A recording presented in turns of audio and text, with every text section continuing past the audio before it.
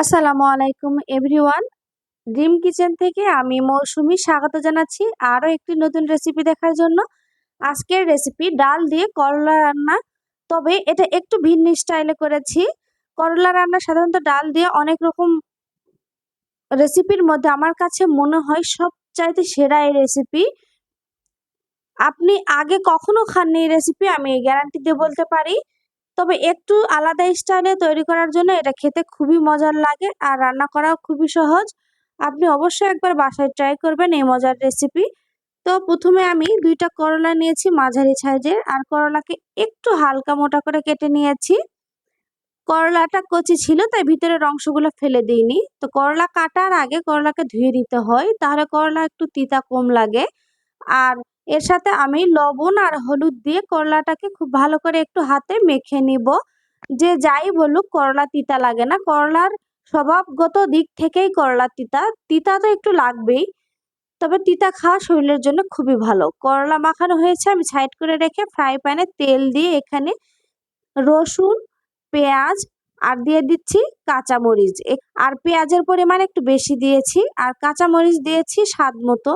আর এখানে 2 টেবিল চামচ মসুর ডাল নিয়েছি, এটাকে ভিজিয়ে রাখিনি, শুধু শুধু আমি এটাকে ধুয়ে দিয়ে এখানে ভেজে নিব। এই যে মসুর ডাল এভাবে ভেজে এটাকে রান্না করলে এটার যে কি পরিমাণ সুঘ্রাণ আর টেস্ট, আপনি যদি ট্রাই না করেন সত্যি এটা খুব মিস করে ফেলবেন। তো এই যে ভাজা হয়েছে, খুব বেশি ভাজার প্রয়োজন নেই। সুঘ্রাণ বের হয়ে আসলে এটা আমি চুলা থেকে নেমে নিয়েছি। এরপর করলাগুলা দিয়ে এটাকে আমি খুব ভালো করে একটু ভেজে নিব। একটু তেল দিয়ে দিচ্ছি পরিমাণ মতো, কারণ একটু তেলের পরিমাণ বেশি হলে করলার তিতার পরিমাণও একটু কমে যায়। এরপর এটাকে নেড়ে চেড়ে খুব ভালো করে একটু ভেজে নিব। করলার অনেক রকমের রেসিপি আছে, আমার চ্যানেলে অনেক রকমের করলার রেসিপি দেওয়া আছে, আপনি চাইলে দেখে নিতে পারেন। তো এই যে ভাজা হয়েছে, একেবারে আবার কড়া করে ভাজার প্রয়োজন নেই। এবার আমি এগুলাকে উঠিয়ে নিচ্ছি।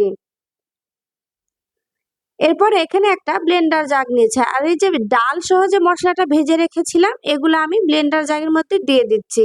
এগুলাকে ব্লেন্ড করে নিতে হবে। একটু ভিন্ন স্টাইলে করেছি, কিন্তু খুবই মজার এই রেসিপি। আপনি অবশ্যই একবার হলে এই রেসিপিটা ট্রাই করবেন, খুবই ভালো লাগে।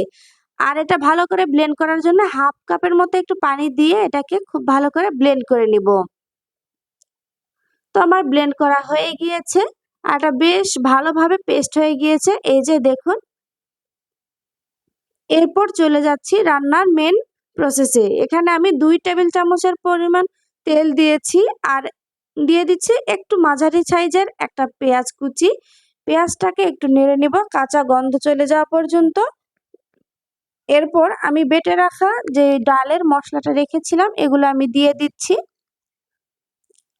দিয়ে একটু সাথে সাথেই নেড়ে নেবো, আর চুলার জালটা একদম লো হিটে রাখতে হবে। আর ব্লেন্ডার জাগ ধুয়ে সামান্য একটু পানি এখানে দিয়ে দিলাম, আর এটা অনবরত নাড়তেই থাকতে হবে, যেহেতু ডাল দেওয়া আছে।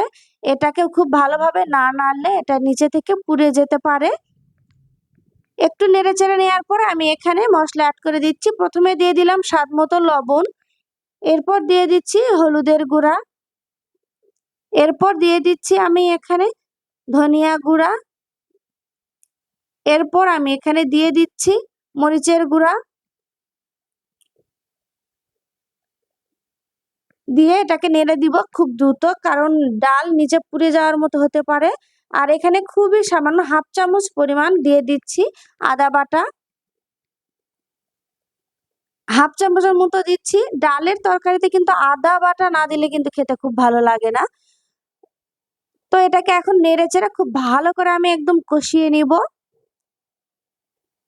এই যে এটা মোটামুটি ভালোভাবে কষানো হয়েছে, এবার এখানে আমি পানি দিয়ে দিচ্ছি।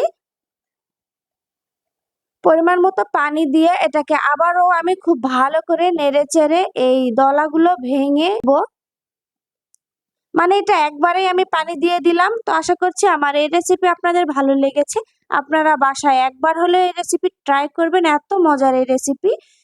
আর রেসিপি ভালো লাগলে ভিডিওটিতে একটি লাইক দিয়ে চ্যানেলটা সাবস্ক্রাইব করে দিয়ে আমার পাশে থাকবেন, আমাকে সাপোর্ট করবেন। তো ঢাকনা দিয়ে বেশ খানিকক্ষণ একটু জাল হওয়ার পর যখন ডাল খুব ভালোভাবে এভাবে ফুটে উঠেছে, এ পর্যায়ে আমি ভেজে রাখা করলা এর সাথে দিয়ে দিচ্ছি। করলা দিয়ে আবারও এটাকে আমি খুব ভালো করে নেড়ে চেড়ে নিব। আর এটাকে একদম খুব ভালো করে একদম শুকিয়ে নিব। এই যে দেখুন এরকমটা। এটাকে আমি আরো একটু খানিকক্ষণ সময় নিয়ে একটু ভেজে নিব। তো এ পর্যায়ে একদম শেষের দিকে আমি এখানে 1 টেবিল চামচ পরিমাণ সরিষার তেল দিয়ে দিচ্ছি। শেষে এই সরিষার তেলের সুঘ্রাণটা এই তরকারিটার খুবই ভালো লাগবে এবং এর স্বাদও বাড়িয়ে দিবে। আবার এটাকে একটু নেড়েচেড়ে নিয়ে খুব ভালোভাবে এভাবে শুকনো শুকনো করে নিব। আর সব পানি শুকিয়ে গিয়েছে আর এটা খুব সুন্দরভাবে হয়ে গিয়েছে। তো এটাকে আমি চুলা থেকে নামিয়ে নিচ্ছি। তো আশা করছি ভালো লেগেছে। আজকের মতো বিদায় নিচ্ছি। দেখা হবে পরবর্তীতে। আল্লাহ হাফেজ।